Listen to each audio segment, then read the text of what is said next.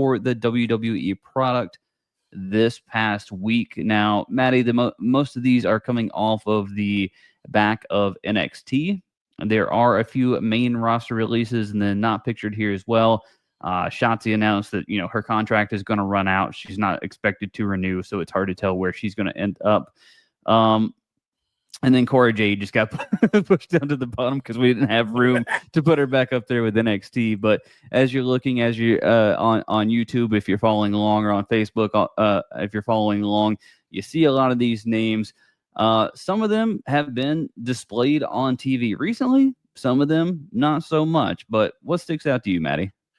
Yeah, just it's clutter. It's a lot of bodies that aren't necessarily getting over for the WWE brand. For NXT, we're seeing developmental just kind of shift through so many different wrestlers. It's hard to keep up, man. I'll be honest. Just with over 100 superstars on the main roster, and then you're looking at NXT. Some of these guys have the look. Wolfgang, from just seeing, if you're watching YouTube, we've got visuals for everybody. I always thought, Gigi Dolan, she kind of had a look to her as well, being a redhead and just whatnot. And like you mentioned earlier, Jakara Jackson. So some interesting NXT people that could probably catch waves or fire somewhere else. But to me, just kind of a diluted NXT product with all these people. Yeah, for the most part. I mean, Katana Chance, Kaden Carter had been WWE Women's Tag Team champs, but again, hadn't been around for a while, and that the whole division is just kind of fluttering. But Jakara Jackson and Lash Legend, a great tag team, looked like they were, getting in on the action, had a couple of really good matches for the titles, and then that just has, I guess, went by the wayside. I guess WWE is still in on Lash Legend, though. Dakota Kai, we both talked about possibly beating Lyra Valkyria and being like the inaugural, if not Intercontinental champion, if not then defeating her upon her rematch. Neither of those happened.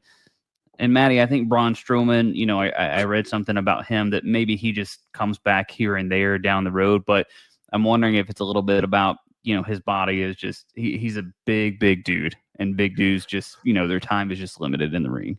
Yeah, and I feel like his time's kind of came and gone. I don't really. That's fair. I don't think we're really missing out. Maybe we're wrong. Maybe there's a Swerve Strickland of the group.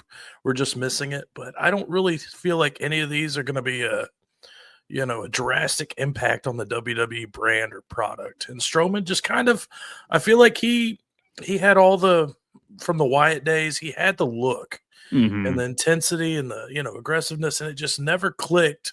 Something was just kind of off. We've seen this kind of happen in the past with people like the Big Show.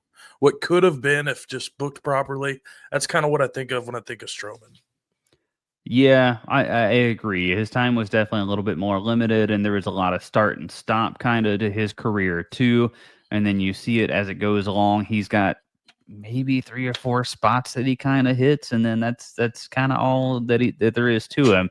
And there's nothing wrong with that. Like, it looks cool. He's powerful. It's a fun character, but maybe not necessarily long for the overall product. So this is an interesting time because we were talking about before as well.